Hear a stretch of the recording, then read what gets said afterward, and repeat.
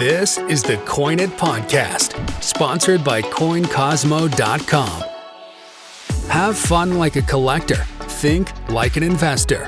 Whether you're just a hobbyist or looking for an alternative investment with rare coins, paper money, NFTs, or art, your host, Charles Jonath, is covering it all. Now your host, Charles Jonath. So with us today, we have Miles Standish. Miles, you've been voted top 10 most influential guy in coins by Cornwall Magazine. You're an author, best-selling author, by the way, and extremely knowledgeable person on coins. I feel like, you're one of the innovators of our industry. It seems like you were there at the foundation of a lot of things that happen in the world of coins.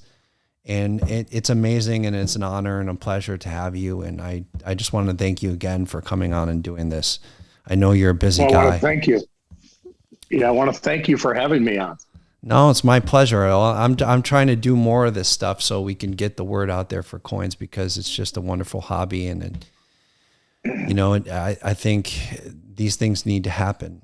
But I want to go back a bit to the beginning and how you really got into coins and what ultimately, because I know you eventually wound up starting a career at Annex. Was that right, as a grader? Or? Yeah, I was 19 years old at Annex, 1984. Wow. I dropped out of college, been in college for one semester, and by Christmas time, prior to starting February 1st, 1984, the ANA made an offer to me to come work for the grading service back when it was owned by the ANA. Some people don't realize, but the ANA, owned ANAX, which stood for the American Numismatic Association that's Certification Service. I forgot. I totally didn't. I forgot about that, but I remember someone mentioning that once.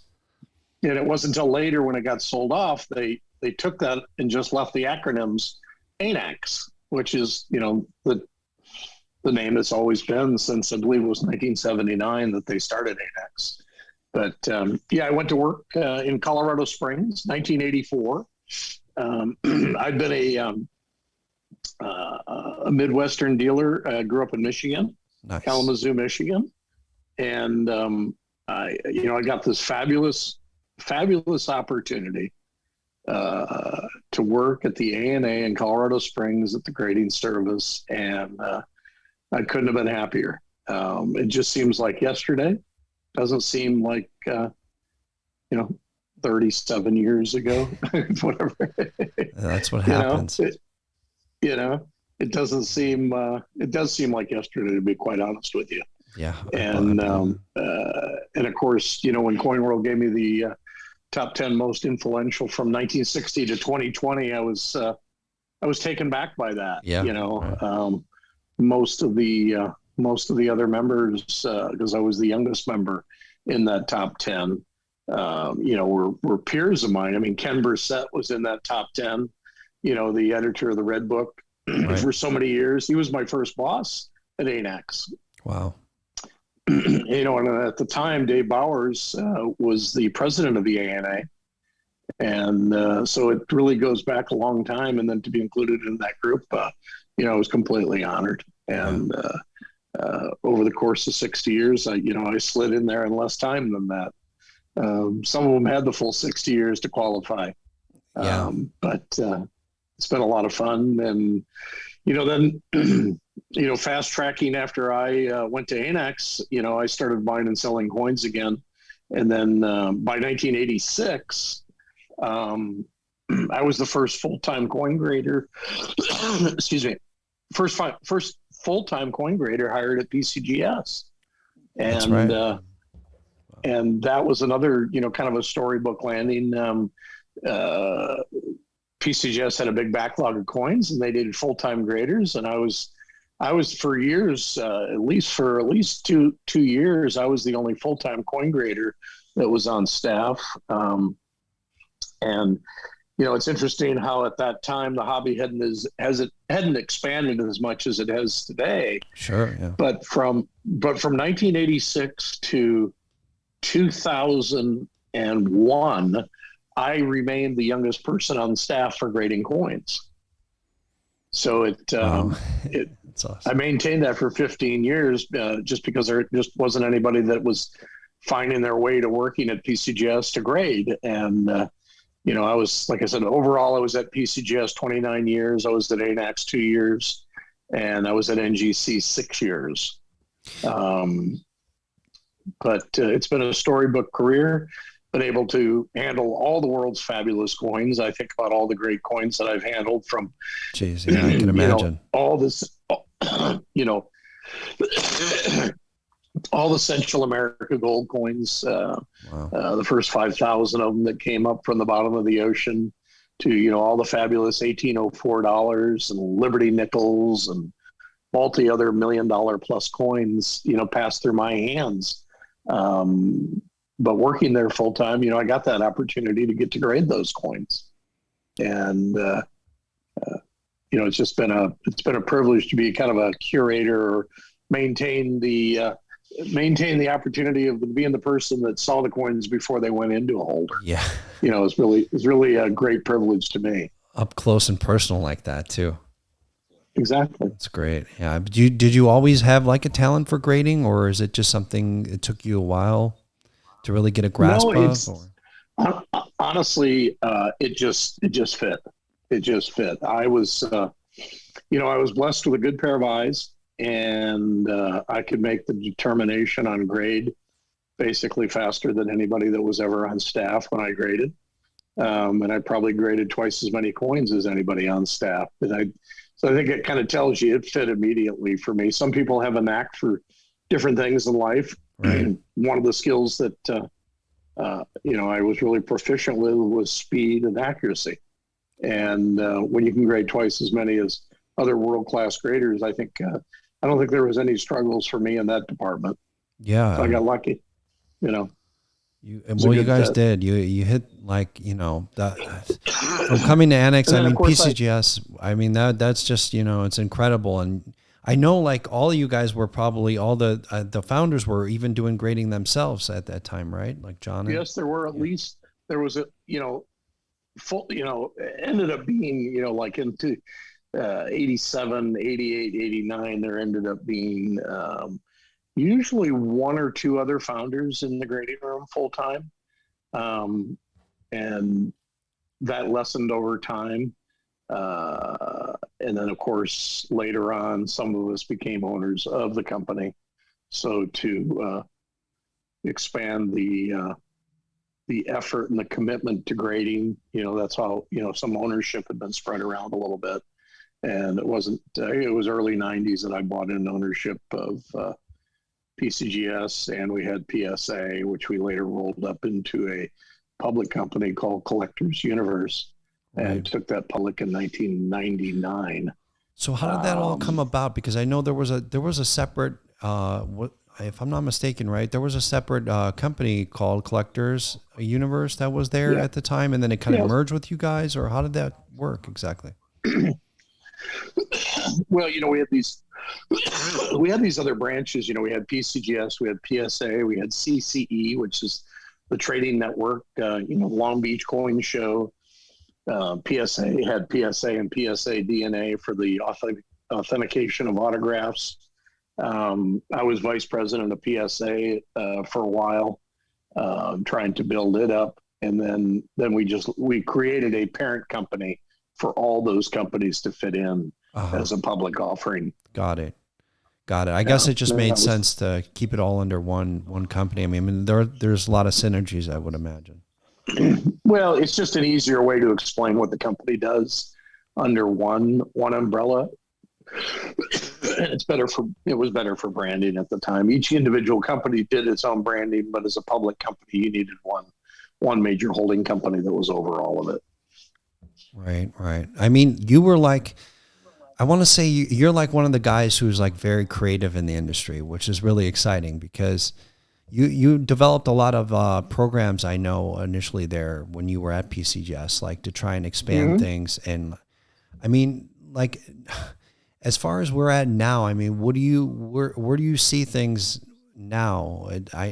As far as what's the next frontier for really coins? Well, what I created, what I consider the big three, um, that really expanded the brand, expanded the marketplace, and expanded the interest. Any kind of colored labels or designs on labels. That was my baby that I created and kicked those off in 1998. 99 was when that started to really jump. And of course, competition did the same thing. By 2000, 2001, I started creating the autograph coin program with actual hand signed autographs. In the beginning, it was with mint directors, because if you buy a mint product today, you get a facsimile autograph from the mint director. Right. And I just took that to a whole new level by providing an authentic hand signed autograph inside the holder from a past mint director that was no longer in office. They can't sign autographs while they're still holding the position of mint director. But, I've hired, I don't know, I think it's 5 or 6 now, former U.S. mint directors. I think I've hired more mint directors than any U.S. president did. Or they appoint them, I got to Probably. hire them, Exactly. and tried to, create some opportunity away from the mint for, people like, Donna Pope, Philip Deal, Jay Johnson, Edmund Moy, Rhett Jepson, David Model, some confirmed, some not. So I tried to create ongoing programs for actual mint directors too, as well. And then, of course, I entered into both coin designers like John Mercanti, chief engraver, 12th chief engraver of the United States Mint. A lot of other designers that I brought into the business. I don't know if you remember the 2014 baseball coin, but that was for a contest. So, yeah. That was Cassie McFarland who designed the baseball. If you remember the glove. The glove. That's concave. Right. I know the exact coin. Yeah. It was her father's softball glove. Wow. So that's cool. But she was, I brought her into the marketplace because she was the designer of that glove. And then, it's been proliferation of more and more people after that. I think it was, 30 or 40 Pro Baseball Hall of Fame players, NFL Football Hall of Fame players, NBA players. It became pretty widespread. So the autograph program, that was about 2014 that the sports started coming in. But prior to that, the other third thing after labels and autographs was the creation of First Strike. The First Strike. That was my baby from start to finish. And here we are. That was 2004. So we're 18 years later, and it's been the most widely accepted brand name in the industry. At the same time, NGC was going to do it that way, and they did it that way for a while. Then they pulled out, and they changed their First Strike program to early release. So First Strike kind of spawned the idea for both grading services to have some type of documented program that said what type of coin it was. And, primarily started out obviously with modern coins that had date releases from the U.S. Mint. And there was a chain of custody of those packages being sealed from the U.S. Mint. And so you could have a lot of integrity involved in that. So First Strike, which was 2004, created, a lot of programs for both grading services. Yeah. Anytime you could find, I think, little unique ways to build collections and to spawn grow the hobby a bit. Those all things seem to be successful because I think there's desire for it. I'm just like, what do you see as really next? You're at NGC right now, right? No, I've left NGC. I've been gone 7 months, actually. Oh, wow. I'm completely independent. I do some consulting work. I still sign autographs for NGC and their label nice. Exclusively. Cool. There's been a demand for my label the last, 5, 6 years, 8 years, I guess, and working on expanding that. That's awesome. Just did the 4th edition, finished the 4th edition and put out the American Silver Eagle book that I've done with John Mercanti. Right. We've the Morgan Dollar finished book, our fourth. Right. Well, the Morgan Dollar is another book that I did on my own, but I co-authored the Silver Eagle book with John Mercanti. Oh, got it. Okay. But both have sold out each time they've been published. I'm working on at least 1 to 2 other books right now. Right. So I wanted to ask you about that. You wrote a book, Morgan Dollars, America's Love Affair with the legendary coin. I mean, that's like probably the most iconic coin in America, right? Like it's in every coin shop you see around the world. I mean, I grew up in a coin shop. That's all that comes in. So it's this iconic design. I mean, what's so cool about what's so great about Morgan Dollars? Because everyone seems to love those coins. It's going to change in our lifetime, but our lifetime growing up, the Morgan Dollar was the most iconic, other than Lincoln penny. But the Morgan Dollar was the most iconic collected silver dollar. People love big, beautiful coins in America, and they've always loved the Morgan Dollar, and it's been widely collected through the ages. But we're in a circumstance right now, though, that the American Silver Eagle program, which has now been struck more years than the Morgan Dollar series, is rising to the top as far as most collected silver dollar. Just because of pure mintages and populations that are out there. And remember, none of them have been a part of any great melts or lost at sea or worn from being spent. They're all in pretty good shape. Right. That's interesting. Yeah, I guess what, since remember 85, they've made over 600 million silver eagles since 1986. Wow. Excuse me. That's so like the mint is still trying to expand on that, or what is the latest on what? Well, do you know any of the direction or what they're intending? Well, they changed the design, the reverse design last year, to the American Silver Eagle. They changed it in July after 35 plus years, and now they have a new design on the back. They've done a really nice job with it. Their biggest problem now is keeping up with production. Production is way behind demand, and it's put a lot of pressure on the wholesale value of the bullion coins over their spot price. Really, the Mint's got to do a better job in catching that up so that people can get these closer to a spot price as possible. But the demand is still very strong for them. Yeah, I know it is. I mean, I think it's overall, it seems to be these days in silver, the premiums on that stuff have gone way up. And I don't know if it's just largely due to the pandemic and logistics, or is it more a silver issue, like not having the metal, that kind of thing? Well, the biggest problem is the Mint's not producing enough Silver Eagles monthly. In January, they produced nearly 5 million coins. In February, I think the mintages fell off to about 1.5 million. And, March was about 1 million coins. I don't have April numbers in front of me yet. But when the price is spot plus $10, $12, $14, that means the demand is very high and they're not getting enough coins out of the Mint.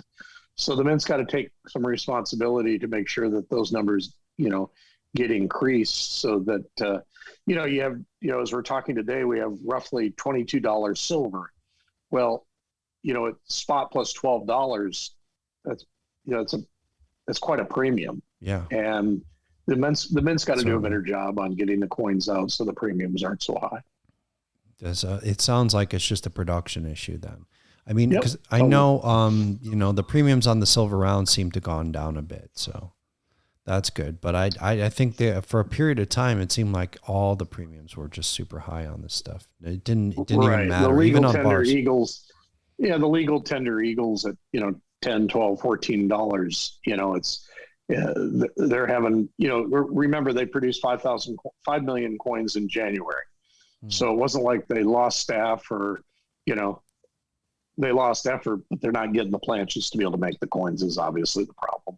Right. Is that, like, I was going to ask you too on the grading companies. It's one thing that still puzzles me is that, because I have some clients that are actually overseas, and it seems like all of them are having to send in coins still to the United States, and the time process it takes, like, a really long time. I wonder, why isn't there, do they actively take submissions and there's their graders overseas, or what's the plan with that? Because it doesn't seem like, Well, there are graders all over the world in different offices for grading services, but the biggest problem is the demand to get coins graded is out exceeding operations. Operations has to do a continued better job at both the grading services to get the coins back faster to the customer. right. And that's been an ongoing problem throughout the pandemic because of the increased growth in the amount of coins getting graded. Mm-hmm. So do you see offices opening up for PCGS and NGC like overseas in the future that are taking submissions and doing? They already have they already have grading services in Asia. But a lot of those are for submissions that are there. Right. I can't tell you at this hour if PCGS is grading on site there or they're shipping everything. I know at one time I was told there wasn't any grading going on there. It was just all getting shipped to the United States for grading. Yeah, and that's NGC at the time was grading in Beijing. I think it's Shanghai, excuse me. So today NGC was doing on-site grading there. Yeah. Yeah, and there's been some on-site grading going on in Zurich and Paris too. But a lot of those are for the coins that are actually over there. Yeah, European coins, I guess, and stuff like that. Yes. Mm-hmm. Got it. U.S. gold coins and world coins. That's so cool. Yeah, I mean, I think that's there's definitely room for growth there. I mean, the collector demand just seems to be growing globally, and a lot of people are doing definitely things, and even in the Middle East now too, everywhere. It's incredible. I think probably the biggest growth in demand is probably Japan. Japan has a wild interest in U.S. coins and numismatic coins. So there's been a wild growth there for those folks. And collectibles are so hog wild in so many markets, from sports memorabilia, trading cards, coins. It's because of the internet. Now that the internet, has been around for plus 25, nearly 30 years. Right. It's really expanded to visually show the coins to the whole world. It's not like you got to go to your coin show to see your coins. Exactly. You can see them all. You can see them all from your back bedroom, Right. And well, apps like Instagram, it's wonderful for coins, it seems, because it's so visual. It's a great visual. Yeah. So great visual. And that's, I got to tell you, when the word you just used there, visual, that was the reason for why I came up with all the colored labels for coin holders. Because in the 90s, coins were expanding with the internet.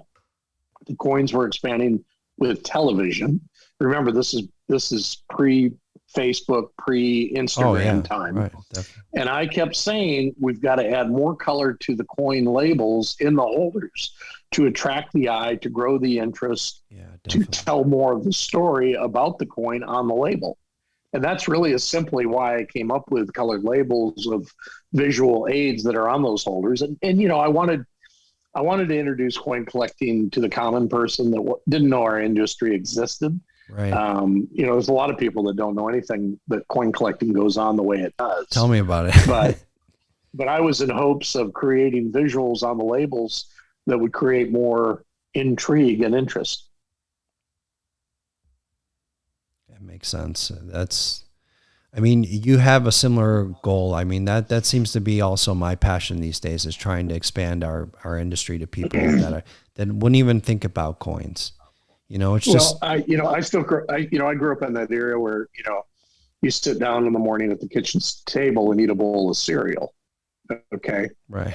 And it's a little, not that people don't still do that, but as a kid, we used to, sit down at the kitchen table in the morning and eat a bowl of cereal with the box in front of us and read the comic strip on the back of the box, or the story, or the giveaway puzzle inside. Yeah.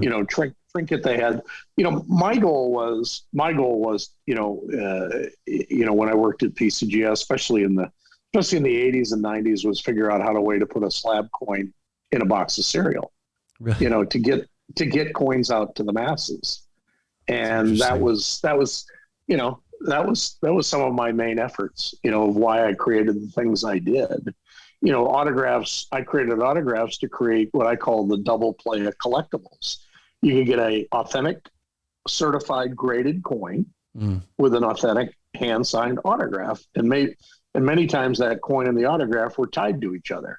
But it just made it that more interesting. And maybe I'll introduce some autograph collectors to coins and coin collectors to autographs. Yeah. But, now, 500,000 plus coins a year by the grading services go into holders with an autograph. So I think it caught on. Yeah. Yeah. Just things like that, plus the registry sets. That bringing a registry set online too was huge, I think. Mm-hmm. Well, I was talking to somebody today about the registry sets. The registry set is, it's competitive warfare amongst collectors. They love it. Right. It's there's a little bit of an ego boost to tell your buddy that, you beat collect, them. Mercury dime, Right. Mercury dimes and 65 or better. And, you got a better set than he does. Right, it's a great competitive, great competitive, add-on. And, he doesn't have to be your neighbor. No. He can live in Washington. You can anywhere be in New around the York, world. and you can talk about your collection together, and you can talk about how you're competing against each other. Exactly. And they made it very visual. Oh yeah. And maybe one of you needs a key date that's coming up in a heritage auction, and you got to compete against each other on it. Right. It's which I got to tell you, and that idea was really created by, from baseball cards, the checklist that a card. Well, if you remember, if you ever opened up a pack of cards in the 1970s, they always had a checklist of all the cards that were, that first card that was on the top. Yeah. It was the one we threw away. Okay. Right. Yeah, exactly. We hated the checklist. It wasn't really, it was in there, but it wasn't like, I wasn't one that used it, right. But it really was the set registry. And that is, you buy multiple packs, and it might take, 4, 6, 8 packs of different checklists to be able to have the whole checklist of the whole set. Yeah. And the checklist was the way to, create a check off of what you had in the set. So you were building your own set registry that way. You knew what you needed to collect if you didn't have it already. Interesting. But it wasn't to compete against your neighbor or your buddy that was a baseball card collector. It was just something for your own registry. But when you put it online and you make it so efficient, it's not like you're hauling it around in a spiral notebook. Yeah. You get to look online and you can see what you're missing, and somebody else can look online and see what you're missing. Yeah. That's the thing. It is cool. So that's really how set registry began. Yeah, no, it was very innovative because it not only it took, I feel like, because people used to collect with the old Whitman books and then filling holes and that kind of thing. And it took that and it made it really visual and in everyone's face, and they gamified it, Mm-hmm. Mm-hmm. So it's big. But I think overall, would you say, like, as far as retail and coins, probably the main area of the biggest biggest popularity in coins would be like the late 50s, early 60s, or would you say it's more now even? I don't know. It's hard for me to say. I feel like back then it was more of a retail thing. You know what I mean? Like a lot of kids collect. Are you talking about the expansion of the business? Yeah. So just like as far as popularity in collecting coins. We're in it right now. Yeah, you think so? This is the biggest expansion of the collecting hobby of all time. Interesting. Why? Why? Think about it. You and I have never stood in the same room together, but we get to connect. Yeah. We're strangers to each other than we like collectibles. I don't mean to be, true. I'm being raw here for a second. But think about how many common people who have never been introduced to each other get introduced because of social media. And quite honestly, I'm not trying to say you're going to take something away of you're going to expand your collection because you got to speak with me about collecting coins. But, every night of the week, you could talk to a new collector about what he's collecting and get motivated and interested and enriched and given more knowledge. The more knowledge you have, the more expanding of your collection you'll have. There's more engagement. And it's because of these devices that we have that have expanded the market so much more. But no, when I see different things where there seems to be a fall off, there's gain other places that people haven't even looked at of interest. But the collecting interest is bigger now than it ever has been in the history of collecting coins. And think about it. The grading services, I'll use a round number. Mm-hmm. In 1984, when I was at ANAX, it was the only grading service at the time. I don't think they had one in Dallas. I don't know what their volumes were, so I'm going to say a few thousand coins a month. But ANAX was doing about 8,000 coins a month in certification. 1984. 8,000 coins a month between 8,000 coins between both grading services gets done before 10 o'clock in the morning. That's right. Yeah. Combined. You're right. And that's probably, obviously I know the grading services volumes pretty well. But you think about, so you tell me, is the market bigger today or is it 1984? Yeah, I guess it is. I mean, it's interesting. You're right about that. And definitely in grading for sure, because the grading services sort of like they've proven themselves. It's established over the years. Well, and it's, even if you argue for a moment, you say, Miles, well, that's just the grading side. That's just the grading side. Well, it's 25-fold. Don't you think the non-grading side has sped up also? A multiple? Yeah, I think in general collectibles, it's I'm not arguing huge, with you. I'm making you think about that for a second. If certified coins, let's say the grading services grade 100,000 coins a week, right? Between two of them, that's a very round number. 100,000 coins a week. Well, think about how many times fold that is of what it was 35 years ago. Yeah, it's crazy growth. Yeah. And so you have to think that whatever the collecting base was of non-certified coins in 1984 was, that numbers had to have jumped too. It's interesting. Quite a bit. It's interesting. Quite a bit. You know what? But But we're located more places now. I didn't talk to somebody. I mean, I talked to people all over the United States in the 80s and 90s. I talked to people in 4 different countries before 12 o'clock some days. Sure, yeah. Okay, remember in the 80s or 90s, that was an expensive long distance charge. Oh, man. Yeah, nobody, sure. A young person today doesn't know that phone call used to be, quote, expensive. Yeah. There weren't applications. Long distance. There weren't applications for me to talk to Australia tonight for free. Yeah, okay? So true, yeah. But yeah, I might talk to 4 different countries before noon now today. And that's it's interesting. commonplace. Yeah. It's interesting. So I think a lot of it is just perception to me. Like for some reason in my brain, it's like, I feel like in general popularity, I'm thinking, oh yeah, coins was big and a lot of kids collected in the late 50s, early 60s. That seemed the era of the coin shop and the retail business and kids coming in and stuff like that. But you're right. You're 100% right. Like if you look at the numbers and the statistics, it's probably now. Yeah. I mean, it's pretty bold of me to say that, but but it makes sense. I can't tell you what was going on in the 1960s. Okay. I really can't. I mean, I was born in 64. Yeah. This is before your time. I can't say that I know that. I can't say that I know that, but I would tell you post 1980, I mean, things have really started to accelerate since then. Yeah. Yeah. But if it's a lot bigger now than it was in 1980, then those 1960s or 1970 collectors couldn't have just gone poof and gone away. No, I just think it grew. No different than most things that grew. Yeah.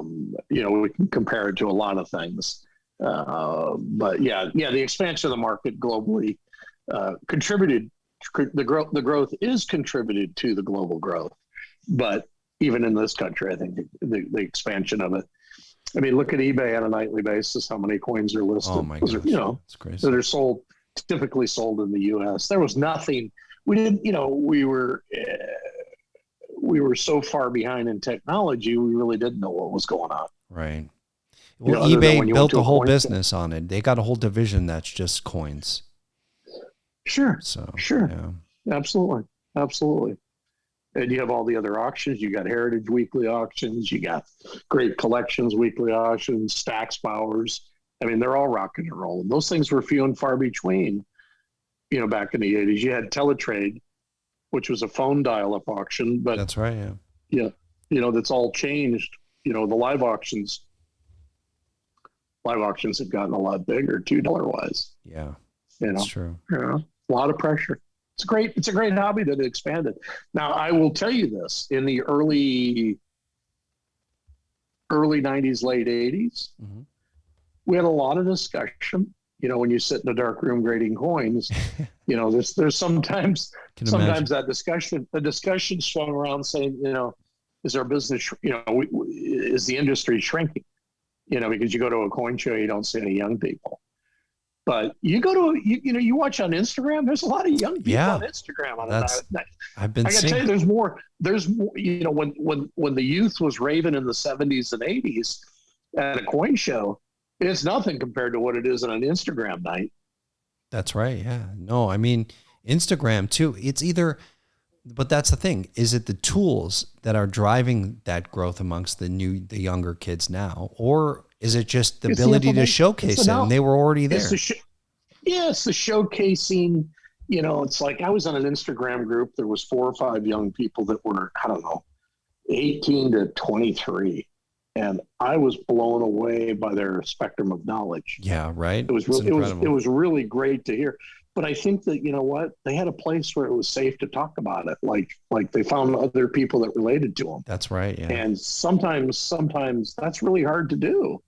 Sure. It's like I can't walk out in my driveway and say, "Hey, world, anybody around here want to talk to Miles about coins?" Right. It's a lot easier because of Instagram. Exactly. Creates that private space for you to say, "Yeah, let's talk about coins," and or talk about the history of coins or the history of the coin business or the grading business, and they're just that's what this whole social media thing has done. Yeah. I don't think it, unfortunately, I have a feeling that it's going to evolve drastically. I have a feeling that, Instagram's not going to give away this space free forever. I think that. So you think they're going to try and commercialize it in some kind of way, or? Like any business. Sure. Yeah. If something really works really well and it's free, it doesn't last long. Right. You ever had something that was so damn good? They're doing live auctions on Instagram now. I mean, if you could if you and I were outside this Zoom tonight, hosting a show, selling, slab coins together, and we were talking about it, and we start making money at this too long, nothing lasts forever. When you're doing well, nobody's charging you for their venue. Right. Yeah, that's true. It's just logical, Yeah. It's kind of like it's like a street corner, that's an empty lot. Somebody lets you set up for free, because you have an Airstream and you can sell hot donuts by the hour. Right. Well, that might work for a little while. It ain't gonna last forever. That's true. Well, if that ever occurs, I hope it's more membership driven and not transactional. Of course. Well, I think there are some. That'll be membership driven. That'll be fantastic. Yeah, sure. I've been following one that's fantastic called Stack and Sell. It's got a big community of people. Yeah, you should check it out. Yeah, I'm not familiar with Stack and Sell. Yeah, check it out. Let me know what you think. Yeah, for sure. What's largely going on there? Like bullion or certified coins? Really, slab coins. Mm-hmm. That's so cool. But it's safer than eBay. The coins get verified before they get sent out for authenticity. You don't buy them from somebody, they don't know who they handle all the transaction. But it's a new one that I've been watching, and it seems to be catching a lot of head steam. Got it. Yeah, I mean, I guess CCE and stuff like that's mainly just dealers, right? Right. It's kind of a wholesale, and then there's Facebook groups. It's like all these free Facebook groups for people to be, let's say they're Morgan Dollar collectors or they're gold collectors. Enough business goes on long enough that they'll get eliminated.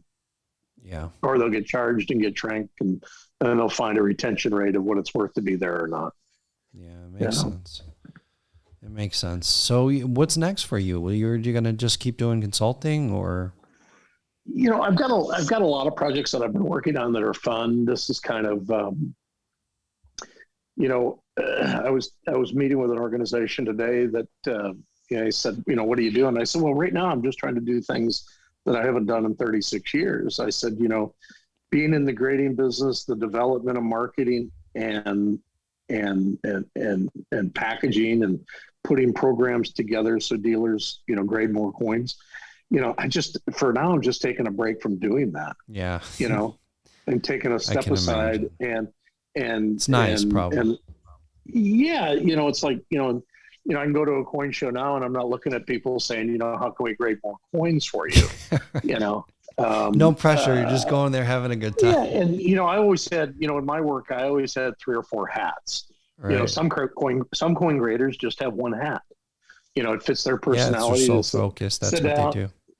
And I always wanted to do more.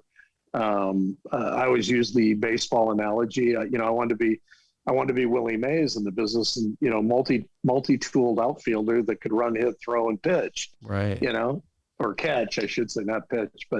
And so where I created packaging ideas, created grading programs, and graded coins. One of the biggest projects I've been doing lately is that when you sit down with coins as long as I have, you really understand what emotionally grabs your attention and what you like to see. It's just refined over the years, and exactly. It really, I think I have the biggest advantage over many artists. So I've been designing coins. That's so cool. So I have a couple agreements where I design coins for groups exclusively, legal tender coins with world mints. So I've been very busy with that. I've done more than 45 coins already. That's so cool. And I plan to do that for a very long time. And my goal is to be the most prolific designer that people want to collect. That's awesome. And that seems like your passion too. Like that's I like design. I like, when you sit there and you look at a coin and there's this thing in your gut that goes off. Right. Sometimes it goes off, sometimes it doesn't. And I've had a lot of good luck. I call it luck of experience in designing coins the last 3 years that people are going, wow, I really love that coin.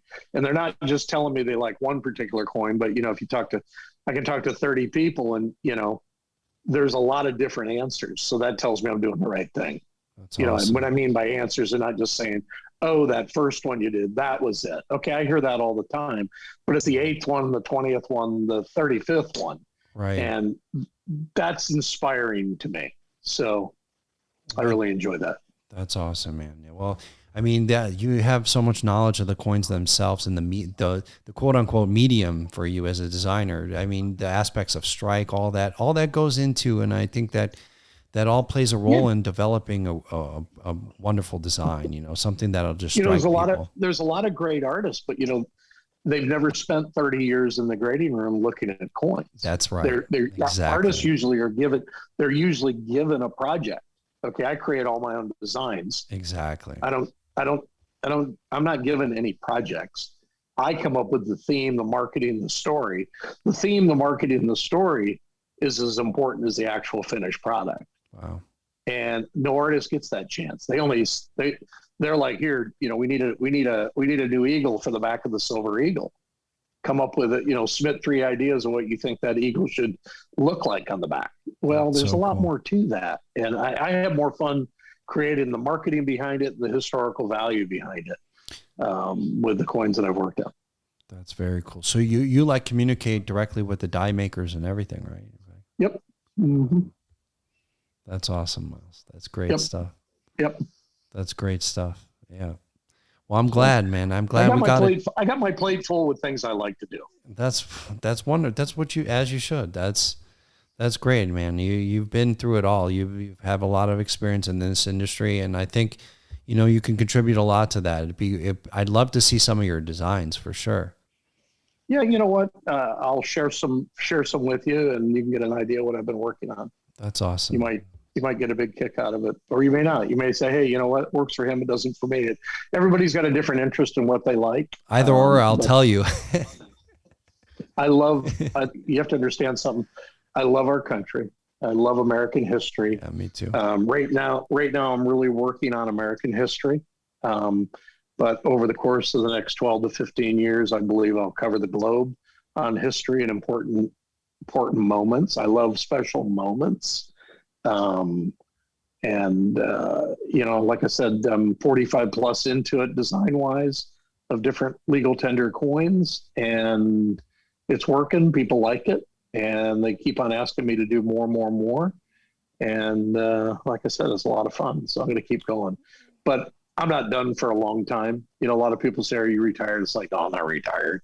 I'm just doing a different path right now." No, you're doing what you love, but it's great. You keep your mind active, and it's good. I think, I don't know. It's a fortunate thing that we're in the industry that we're in the sense that I feel like you don't ever have to retire with it. There's always something to do in coins. Collectibles people really never retire. Right. And you always have your hand in it. There's an endless amount of information that you can research and read about and learn about, and exactly. meet other people that have different interests. It's so true. Yeah. I mean, there's so much to know. Like you could spend multiple lifetimes learning this stuff. So, and the historical significance, I think it's very underrated, like the history of these pieces, because really it's the history of money, and monetary systems have affected societies and, throughout history. It's why some empires have rose and then they fall. So, I mean, there's a great historical significance there, and there's a lot. I just completed a series on Benjamin Franklin, and I have a special tie to Benjamin Franklin, multiple distances, relations. He is a great, great, great uncle through his wife. You're kidding. Wow. And I don't consider that significant because of the distance between that time. But obviously with a name like Miles Standish, there's more history behind my name than Benjamin Franklin. Yeah. But I'm inspired by Benjamin Franklin because I believe he was probably in our country's history, probably one of the most significant, if not the most significant non-politician in our country's history. He's considered to be the first American. Wow. Washington did great things, but it's a short list, but its greatness is very high. Yeah. Lincoln did great things, if you think about it, the Emancipation Proclamation, freeing the slaves, won the Civil War. Mm. It's a short list, but damn, is it important. Okay. But I really, really fell for the depth of Benjamin Franklin. Yeah, and Benjamin Franklin, all that he did. I mean, he was like a polymath. He did.